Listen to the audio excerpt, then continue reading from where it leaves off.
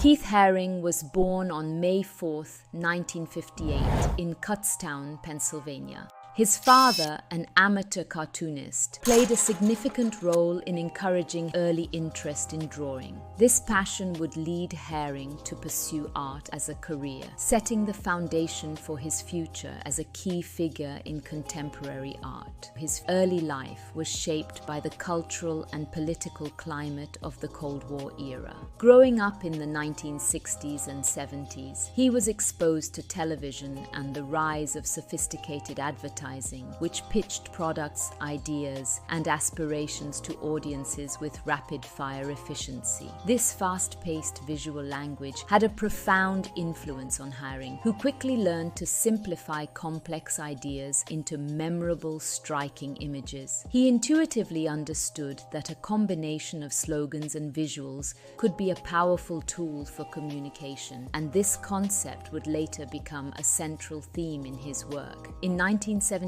he made the life-changing decision to move to New York City, leaving behind his suburban life in Pennsylvania. He craved both intensity in his art and intensity in his life, and New York offered exactly that. The city was a hub of creative energy, a place where artists, musicians, and performers converged to push the boundaries of traditional art forms. Haring thrived in this environment, immersing himself in the city's burgeoning street art scene and drawing inspiration from the graffiti that covered the walls of New York streets and subways. Graffiti had a significant impact on his artistic development, although graffiti was often dismissed by the art establishment and targeted by the authorities. Keith Haring saw value in its direct connection to the public and its raw, expressive energy. He admired the technical mastery of graffiti artists and recognized the democratic nature of their work. It was art that was accessible to everyone, not just those who visited galleries or museums. This approach resonated deeply with who believed that art should be for everyone. While attending the School of Visual Arts, SVA, in New York, Haring began experimenting with different forms of expression, including performance art and the use of text in his work. However, it was graffiti that captured his imagination and inspired him to develop his own visual language. Haring's style was characterized by bold, fluid lines and simplified forms, often drawing from the techniques he observed in graffiti. His work was instantly recognizable, featuring recurring motifs such as the radiant baby, barking dogs, and dancing figures, which would become his trademarks. One of his most famous canvases was the New York City subway system. He called the subway his laboratory, a place where he could experiment with new ideas and techniques. Armed with a piece of chalk, Haring would draw on the black paper that covered expired advertisements in the subway stations. These spontaneous drawings, which often took only a few minutes to complete, became a daily routine for Haring. Over a 5-year period, he created hundreds of these chalk drawings, transforming the subway into a moving gallery of his art. Haring's subway drawings were simple but powerful. The speed at which he worked was a necessity, as he had to avoid being caught by the authorities for creating what was technically considered graffiti. Haring was arrested multiple times for his subway art. He continued to draw,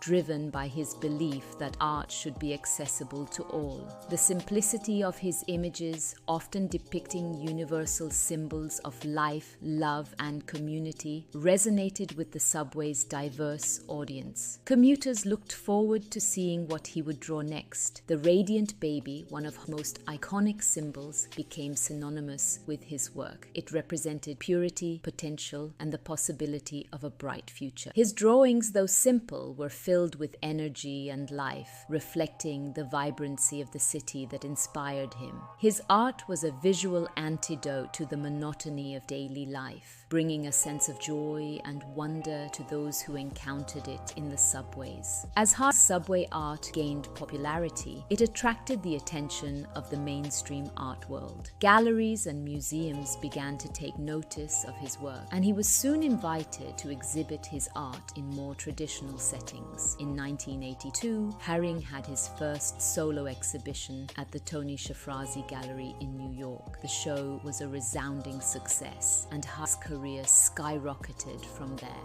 He quickly became one of the most sought-after artists of his generation, with collectors willing to pay large sums for his work. Despite his newfound success, he remained committed to making his art accessible to the public. He believed that art should not be confined to galleries and museums, but should be part of everyday life. This belief led him to continue creating public art, including large-scale murals and installations. He used these public works to engage with communities and bring attention to social and political issues. One of his most famous public artworks is the mural he painted on the handball court at FDR Drive in Harlem. Titled "Crack is Whack," the mural was a response to the crack epidemic that was ravaging New York City at the time. The mural featured Haring's signature bold lines and cartoon-like figures, along with the words "Crack is Whack" painted in large block letters. The piece was created without official permission, and his was arrested for it. However, the mural struck a chord with the public, and the city later allowed it to remain as a powerful message against drug abuse. His art was deeply intertwined with his political activism. Throughout his career, he used his art to raise awareness about issues such as apartheid in South Africa, nuclear disarmament, and LGBTQ+ rights. He believed that art had the power to change the world,